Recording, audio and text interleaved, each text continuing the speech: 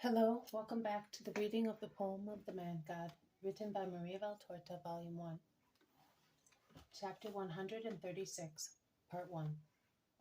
The Feast of Dedication in Lazarus's House with the Shepherds. 22nd March 1945. Lazarus's splendid house is most brilliant this evening. It seems to be catching fire, owing to the number of lights which are lit within, and the light spreads outside in this early night, overflowing from the halls into the entrance and then into the porch, stretching out to gild the gravel on the paths. The grasses and bushes of the flower beds struggling with the yellow, sensual brilliance of the moonlight, and outshining it in the first few yards, whereas farther out everything becomes angelical due to the pure silver mantle which the moon casts over everything. In addition, the silence that envelops the magnificent garden, where only the arpeggio of the water jet of the fish pond can be heard, seems to intensify the tranquil, heavenly peace of the lunar night, whilst near the house many merry voices and the lively tumult made by furniture moving and the carrying of dishes to the tables remind man that he is still a man and not a spirit.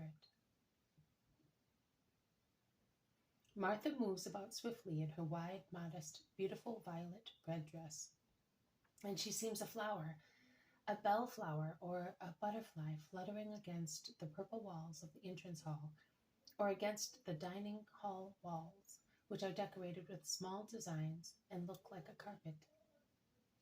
Jesus, on the other hand, is walking alone and thoughtful near the fish pool, and he seems to be absorbed by alternatively the dark shadow thrown from a tall laurel, a real gigantic tree, and by the phosphoric moonlight, which is becoming clearer and clearer. It is indeed so bright that the fountain jet looks like a silver plumule which breaks into diamond chips, which fall and get lost in the silvery water of the fountain. Jesus watches and listens to the words whispered by the water in the night. Their sound is so sweet that they awake a nightingale in the thick laurel, and the bird replies to the slow arpeggio of the water drops with the high note of a flute. And then it stops, as if it were waiting to be given the note, and thus tune in with the water, and at last, as the king of song, it starts its perfect, melodious, soft hymn of joy.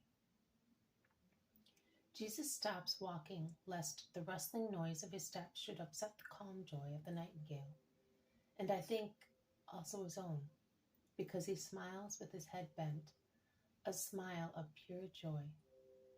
When the nightingale stops singing after a very clear note, which is held and modulated by ascending tones, and I do not understand how such a small throat can do so, Jesus exclaims, "May you be blessed, Holy Father, for such perfection, and for the joy you have given me."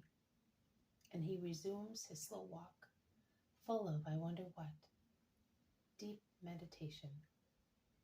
Simon goes towards him and says, "Master, Lazarus asks you to come. Everything is ready. Let us go, and thus may their last doubt that I love them less because of Mary be removed." How many tears, Master! Only your secret miracle has relieved their pain. Don't you know that Lazarus was about to run away when, upon their return, she went out of the house, saying that she was leaving their sepulchre to go and live in joy, and other rude remarks? Martha and I implored him not to do it, also because one never knows the reaction of a heart. If he had found her, I think he would have punished her once for all. They would have liked her to be at least silent about you. And they would have liked me to work a miracle immediately for her.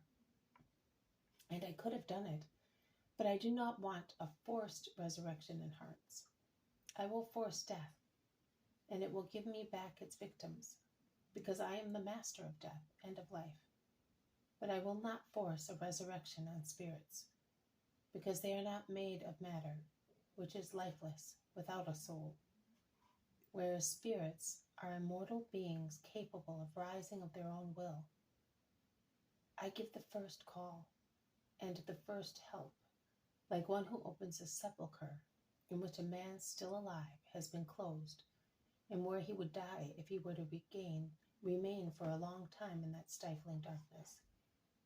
And I let in air and light, then I wait. If the spirit is anxious to come out, it comes out. But if it does not want to come out, it grows darker and it goes to the bottom.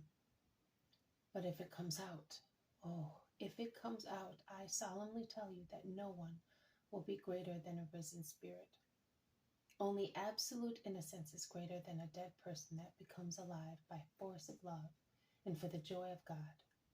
My greatest triumphs. Look at the sky, Simon. You see their stars, little stars and planets of various sizes. They all live and shine for God, who made them, and for the sun that illuminates them. But they are not all equally bright and of the same size. It will be the same in my heaven.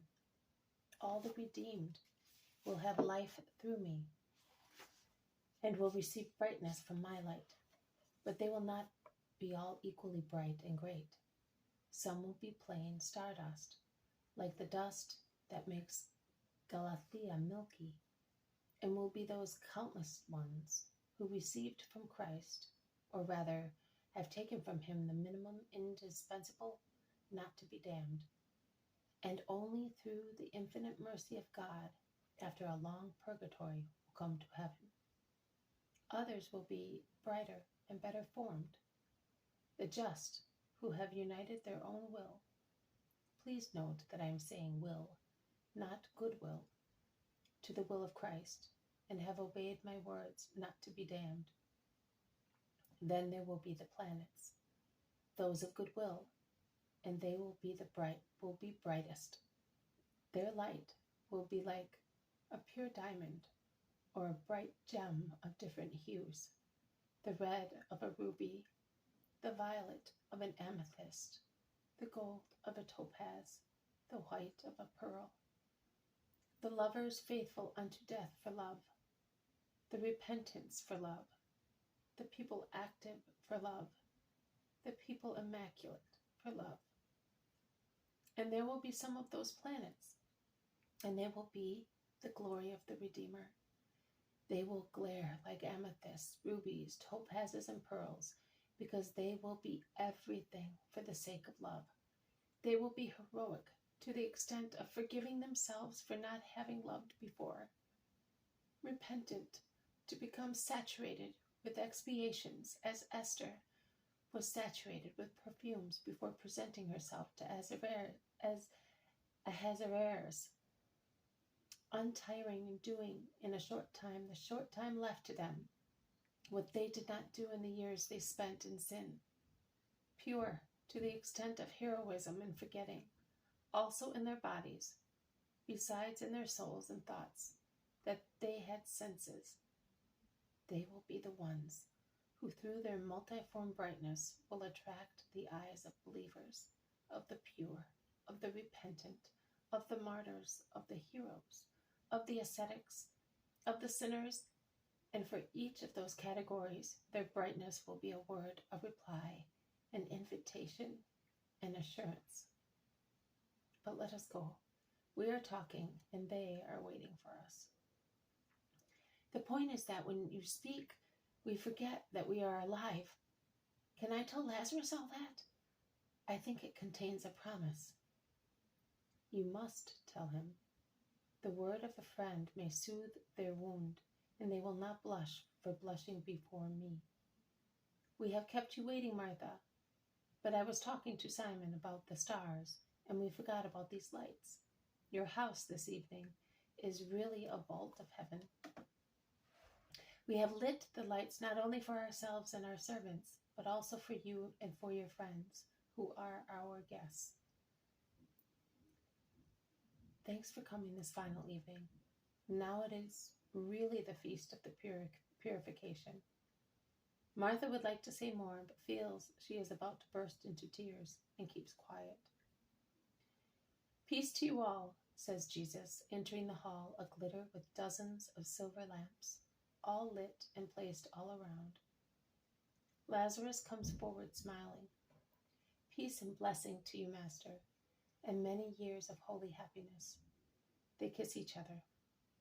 Some friends of ours have told me that you were born when Bethlehem was ablaze for the purification feast years ago. Both they and we are happy to have you here this evening. Do you not want to know who they are? I have no friends but my disciples, the dear ones in Bethany and the shepherds. So it is the shepherds. Did they come? What for? To adore you, our Messiah. We were informed by Jonathan, and we came, with our herds which are now in Lazarus' stables, and with our hearts we are now and always at your holy feet. Isaac has spoken on behalf of Elias, Levi, Joseph, and Jonathan, who are all prostrated at his feet.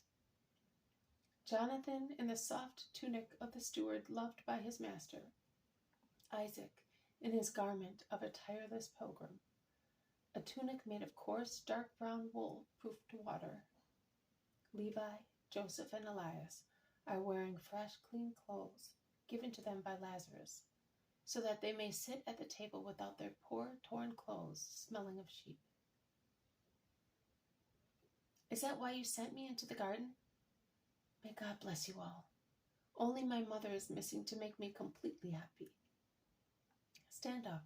This is my first birthday away from my mother, but your presence relieves me from the nostalgia of her kisses.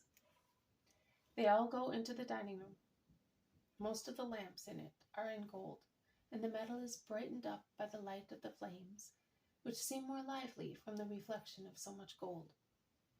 The table has been laid in the shape of a U, to make room for so many people, and to facilitate service from servants and carvers. Besides Lazarus, there are the apostles, the shepherds, Maximinus, and Simon's old servant. Martha attends to the assignment of places at the table, and she would like to remain standing.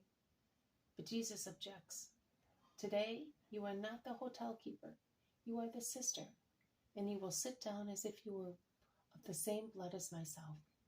We are one family. Let us put rules aside to make room for love. I want you here beside me, and John near you, and Lazarus with me. But give me a lamp. A light is to keep watch between Martha and me, a flame, for the women who are absent and yet are present, for the women loved, waited for, dear to us and far away. For them all, the flame utters words of light, love utters words of warmth, and those words travel far on the incorporeal wave of the spirits, which are always to be found beyond mountains and seas. And they take kisses and blessings. They take everything. Is it not so? Martha puts the lamp where Jesus wants it, at an empty place. And as Martha understands, she bends and kisses the hand of Jesus, who then lays it on her dark hair, blessing and comforting.